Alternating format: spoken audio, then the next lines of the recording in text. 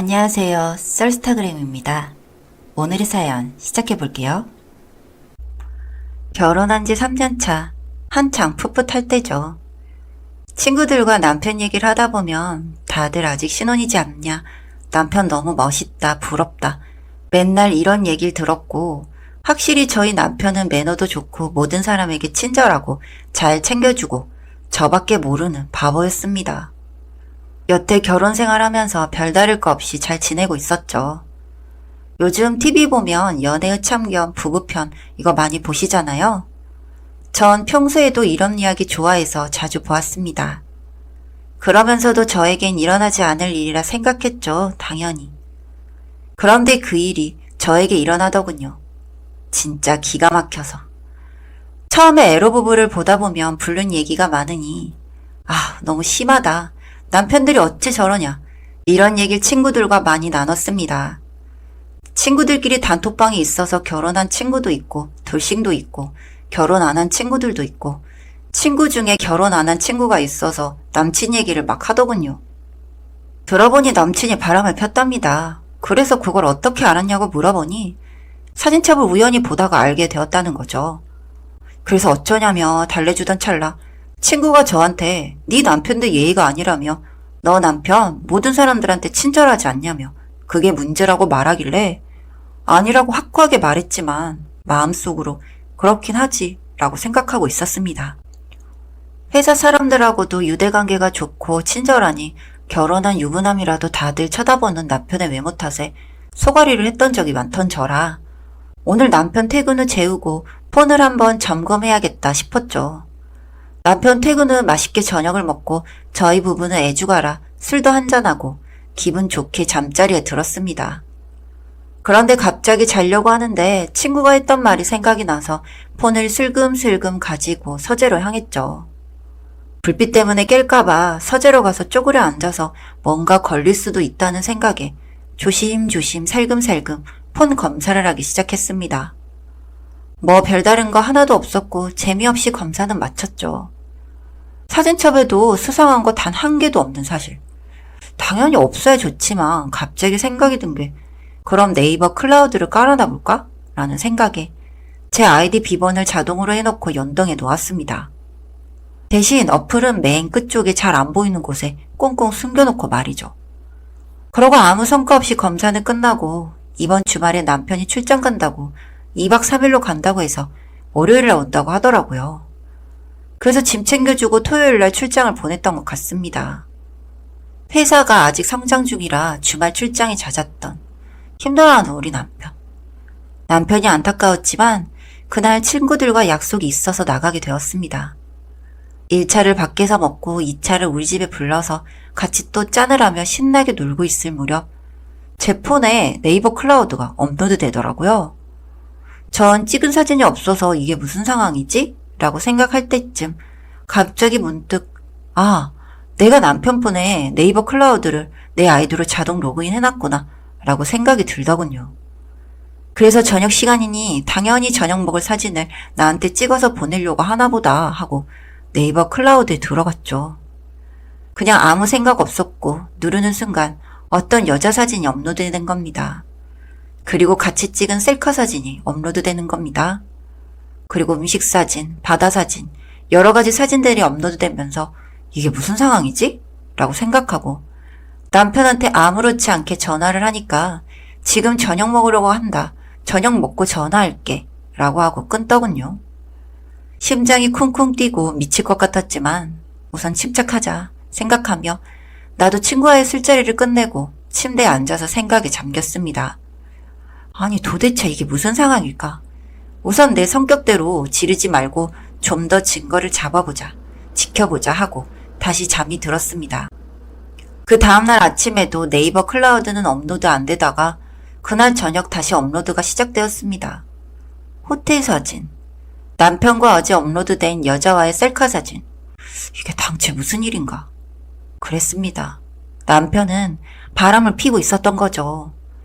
그래, 세상에 바람 안 피던 남편 없다고 했는데 내 남편이 나밖에 모르는 남편, 두 얼굴의 남편이었네요. 갑자기 등골이 오싹해져 오고 우선은 증거를 잡아야겠다는 생각뿐이었습니다. 올라온 사진들을 다 캡처를 해두고 이혼하게 될 상황을 생각해 변호사도 찾아갔고요. 그렇게 이틀간을 나름 노력했던 것 같습니다. 그리고 다음날 저녁 남편이 왔습니다. 아무렇지 않게 인사를 하며 다가오는 그 얼굴을 보는데 너무 더러운 게 아니겠습니까? 구역질이 나올 뻔했습니다. 호텔 사진을 보니 당연히 잠자리를 했을 것이고 그것을 생각하니 온몸에 소름이 돋을 지경이었죠. 남편은 뭐 찔린 게 있는지 약 챙겨준다, 죽 끓여준다 하며 저를 엄청 챙겨주더군요. 평소 다정했던 것도 다 이런 이유였나 싶은 생각만 들어서 그냥 됐다고 뿌리치고 잠들었습니다. 그리고 그 이후로 남편은 더욱 심해졌습니다. 야근도 밥 먹듯이 하고 출장도 자주 다니더군요. 그 이후로는 클라우드에도 업로드가 안 되었습니다. 그러다가 한 달이 지나고 우리의 결혼 기념일이 다가왔습니다. 물론 기대도 하지 않았지만 지금 나만 알고 있는 이 상황들이 너무 당혹스럽고 분노감마저 치밀어 오르는데 제가 뭐가 좋다고 기대를 하겠습니까? 그런데 남편이 커플링을 사오더군요. 기분도 썩 그래서 무덤덤하게 받아들고 반지를 꼈습니다. 가까이에서 본 반지 안에는 이니셜이 새겨져 있었어요. 남편의 이니셜이요. 남편의 반지에도 이니셜이 있나 궁금해서 보여달라고 했더니 안 보여주더군요. 그래, 그럼 그래라 싶어서 그냥 그렇게 지내고 있었습니다. 그 뒤로 출장을 자주 가기 시작한 남편은 그렇게 떠나고 나면 어김없이 업로드가 되는 알람이 왔습니다. 이번에는 또 뭘까 하고 봤더니 역시나 그 내연녀였고 그녀의 손에도 같은 반지가 끼워져 있었습니다. 네, 커플링을 3명이서 하고 있었던 거죠. 좋아하지도 않았지만 그놈이 왜 반지를 안 보여줬는지 알 수 있었습니다. 아니 어떻게 이런 일이 있을 수가 있냐고요. 커플링이 3개?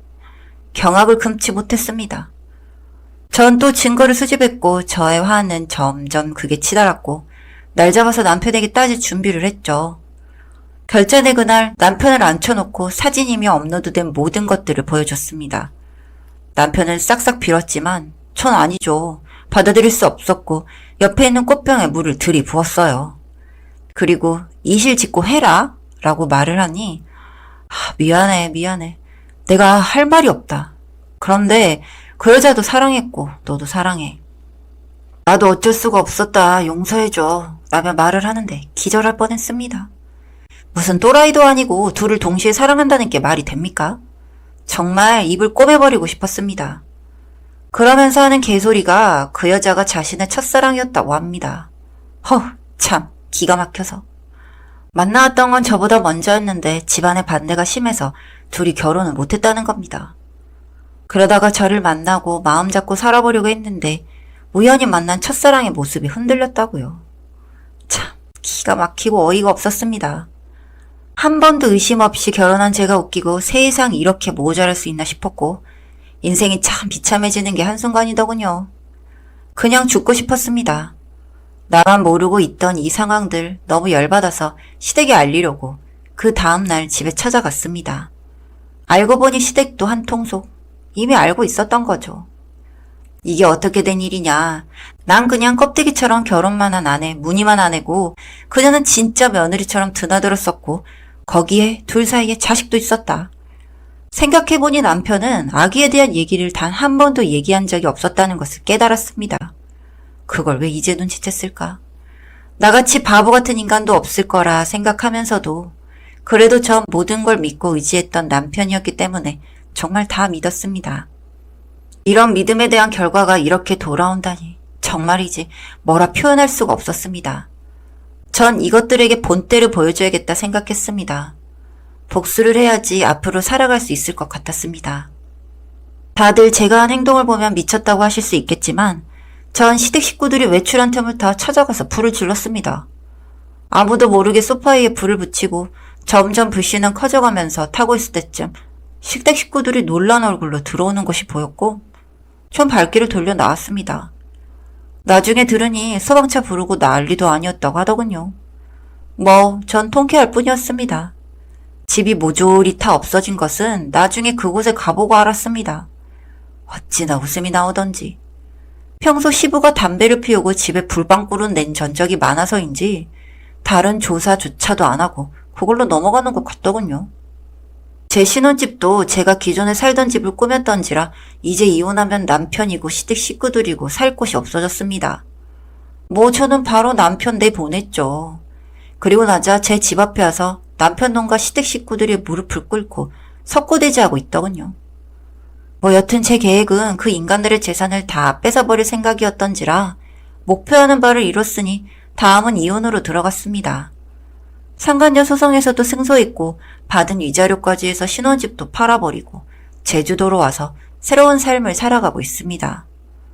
간간히 친정으로부터 듣는 그쪽 집 소식은 싹 다 망해서 지하방에 들어가셨고 그 안에서 시모는 쓰러졌으며 전 남편이라는 놈은 다 버리고 도망을 가 연락도 안 된다고 하더군요. 뭐 제가 바래왔던 것보다 더 최악으로 전개된 것 같아 더욱 행복합니다. 여기까지 썰스타그램이었습니다. 구독과 좋아요 부탁드릴게요.